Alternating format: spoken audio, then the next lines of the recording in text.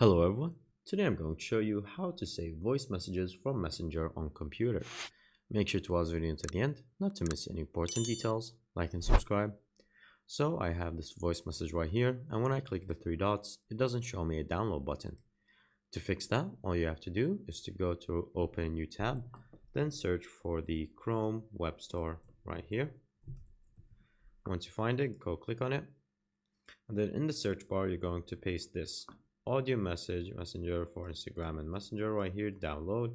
And then once you click on it, you'll find this in the first one. I'll leave the link in the description. Once you find this right here, click on add to Chrome, add extension, then let it download.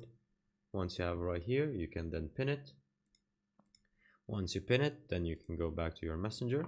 You can reload. Once you have refreshed your page, then from here go again. And once you click on the three dots, you can then click on this one right here. And it's going to scan all the audio voice messages that is seeing on the screen. And you can see right here, this is the exact same one. And so you can just simply click on download and it's going to download it on your computer. And then you can just save it right there. And that's pretty much it. Thank you guys for watching. See you next time. Bye-bye.